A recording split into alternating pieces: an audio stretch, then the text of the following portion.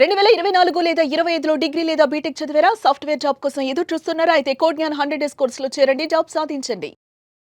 నమస్తే.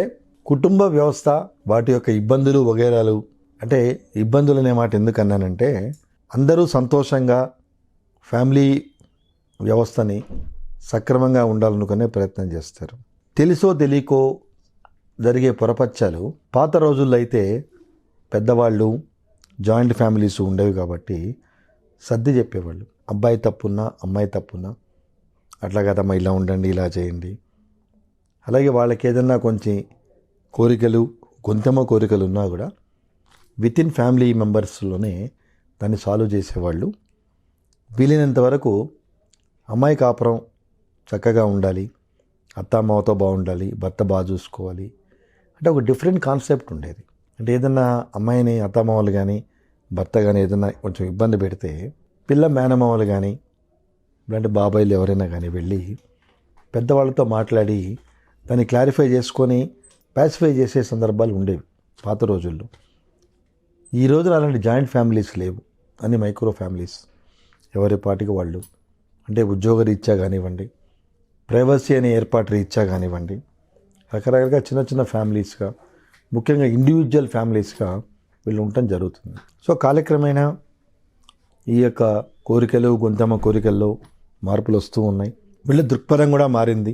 అలాగే ఆడపిల్లలు కూడా మంచిగా చదువుకోవటాలు, వాళ్ళు మగవాళ్ళతో సమానంగా ఉద్యోగాలు చేయటాలు, అన్ని రంగాల్లో వాళ్ళు పురుషులతో సమానంగా ఉండటం జరుగుతున్న ఈ నేపథ్యంలో భర్తలు ఏదన్నా కొంచెం ఇబ్బందికరమైన వాతావరణం సృష్టించిన, లేకపోతే ఈ ఆడవాళ్ళు చేసే పనులు ఏదన్నా అభ్యంతరాలు వ్యక్తం చేసిన, విమర్శించిన, వీళ్ళందరికీ ఒక ఆయుధం ఉంది.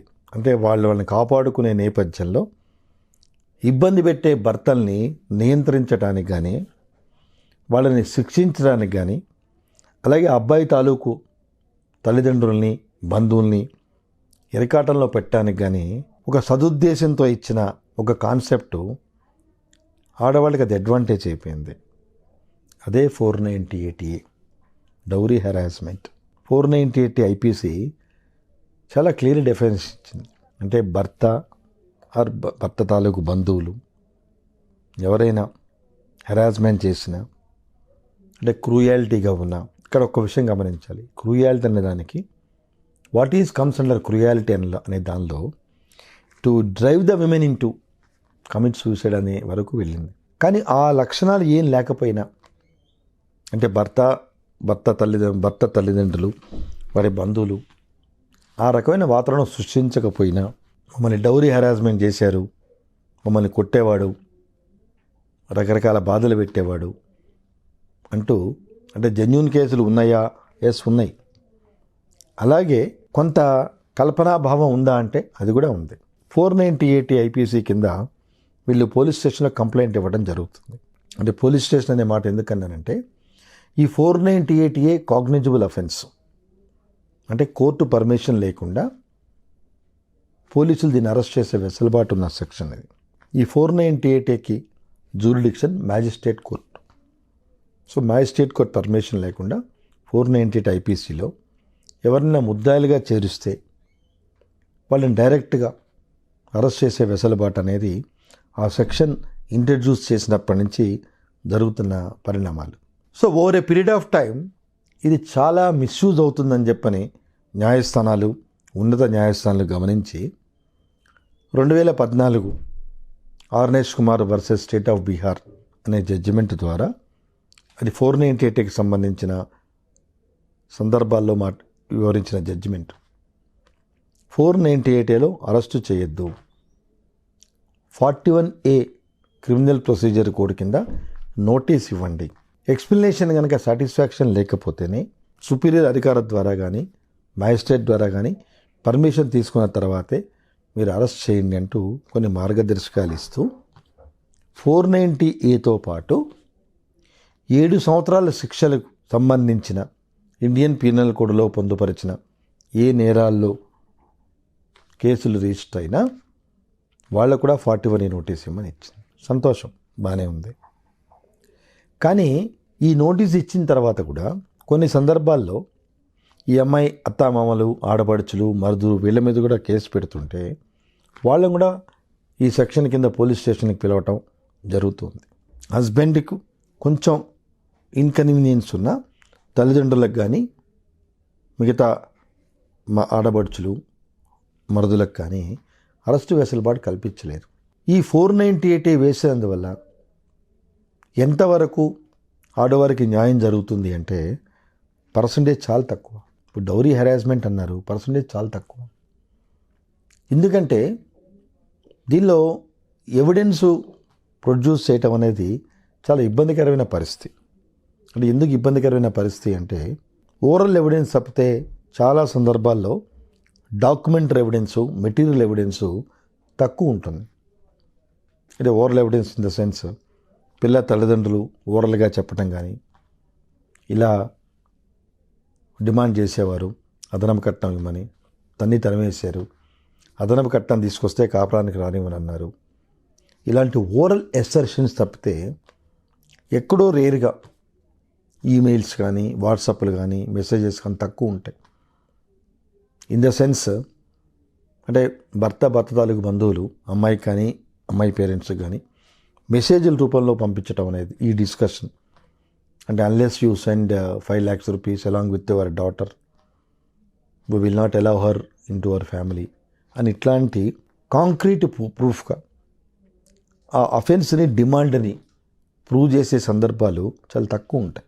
అలాగే నైబర్స్, అవునండి వాళ్ళు కొట్టుకునేవాళ్ళు, చేసేవాళ్ళు, అబ్బాయి డౌరీ గురించి పెట్టేవాళ్ళు, అంటే డైరెక్ట్ విట్నెసెస్ అనేది చాలా తక్కువ ఉంటాయి. ఇప్పుడు డైరెక్ట్ విట్నెసెస్ ఎందుకు తక్కువ ఉంటాయంటే నేను ఇంటికి వెళ్ళానండి, కొట్టాడు, నా ముందే మా అమ్మాయిని కొట్టాడు అన్నప్పుడు ఇమీడియట్గా స్పందించి ఈ తండ్రి పోలీస్ స్టేషన్కి వెళ్ళి ఇచ్చే కంప్లైంట్ చాలా తక్కువ సందర్భాల్లో ఉంటాయి. ఇక్కడ గమనించాల్సిన విషయం ఏంటంటే మీరు 498A ప్రూవ్ చేయాలి, లేకపోతే వాళ్ళు పనిష్మెంట్ జరగాలి, నిజంగా 498A కింద మిమ్మల్ని ఇబ్బంది పెట్టారు అనే సందర్భాలు ఉంటే ఫస్ట్ ఆఫ్ ఆల్ దీని లాభాల కన్నా కుటుంబ వ్యవస్థలో చిన్నాభిన్నం అవటానికే అవకాశాలు ఎక్కువ ఉన్నాయి. క్షణిక ఆవేశంలో భర్త తిట్టాడని, భర్త తాలూకు వాళ్ళు తిట్టారని చెప్పని మనం యూజువల్గా కంప్లైంట్ ఇచ్చినప్పుడు పోలీస్ స్టేషన్కి పిలవటం చేయటం జరుగుతూ ఉంటుంది. సో ఎప్పుడైతే భర్త తాలూకు తల్లిదండ్రులు వాళ్ళని మనం పోలీస్ స్టేషన్కి పిలవటం జరిగిందో డెఫినెట్గా there is a split of opinion in their mind. భర్తతో భవిష్యత్తులో ఇంకా మనం కంటిన్యూ కాలేము అని అనుకున్నప్పుడే ఈ 498A కేసు వేసుకోవాలి తప్పించి 498A వేస్తే భర్త మారుతాడు, నన్ను కాపురాన్ని తీసుకెళ్తాడు, నన్ను భవిష్యత్తులో హెరాస్మెంట్ చేయడు డౌరీ గురించి, అది డెఫినెట్గా పొరపాటే అవుతుంది. ఎందుకంటే ఒకసారి పోలీస్ స్టేషన్కి భర్త తల్లిదండ్రులు కానీ వాళ్ళ తాలూకు బంధువులు కానీ పిలిపించినప్పుడు there is every possibility of affecting a male ego. Male ego దెబ్బతింటుంది, నా పెళ్ళాన్ని నన్ను పోలీస్ స్టేషన్ పిలిపిస్తుందా అని. అందులో విత్ డ్యూ రెస్పెక్ట్స్ పోలీసులు కూడా అంత ప్రేమాభిమానాలతో ఆ భర్త తల్లిదండ్రులతో మాట్లాడరు. వాళ్ళు పోలీస్ పద్ధతిలోనే వాళ్ళు మాట్లాడతారు. లాంగ్వేజ్ కానివ్వండి, వర్డ్స్ కానివ్వండి, వాళ్ళ పోలీసు భాష యూజ్ చేస్తారు. సో డెఫినెట్గా భర్తలకు బంధువులు అఫెండ్ అవుతారు. అతను తప్పు చేశాడా చేయలేదా అని నిర్ణయించాల్సింది పోలీస్ కాదు, కోర్టు. కానీ వాళ్ళ పాత్ర, వాళ్ళ స్థాయి మర్చిపోయి చాలా సందర్భాల్లో 498Aలో వాళ్ళ పరిధి మించి పోలీసులు ప్రవర్తించడం అనేది ఉంటుంది. సో ఇవన్నీ అబ్బాయి మైండ్లో రిజిస్టర్ అయినప్పుడు, అదే పోలీస్ స్టేషన్కి వెళ్తే ఎలా నన్ను ట్రీట్ చేశారు, ఇది ఈ అమ్మాయి వల్ల కదా మా వంద నా పోలీస్ స్టేషన్కి వచ్చారు, ఎప్పుడు రాలేదు. సరే అతను తప్పు చేశాడా లేదా ఒక్క నిమిషం పక్కన పెడదాం. పోలీస్ స్టేషన్కి అయితే ఈ అమ్మాయి పిలిచింది అంటే ఇక్కడ ఇన్వెస్టిగేషన్ చేయడానికి ఏం లేదు. కానీ 2014కి ముందు 498A పెట్టమంటూ జరిగితే అబ్స్కాండ్ అయిపోయి భయపడి పరిగెత్తేవాళ్ళు భర్తలకు బంధువులు. ఎందుకంటే డైరెక్ట్ అరెస్ట్ ఉండేది, డిస్క్రిషనరీ పవర్ ఉండేది కాదు పోలీసులకి.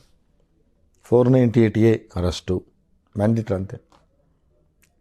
సో దానివల్ల గవర్నమెంట్ ఎంప్లాయీస్ అయితే ఉద్యోగానికి ప్రాబ్లం, ఎవరైనా తల్లిదండ్రులు ఎవరైతే ఎక్కువగా చూపించడం జరిగిందో వాళ్ళందరూ భయభ్రాంతులు అయ్యేవాళ్ళు.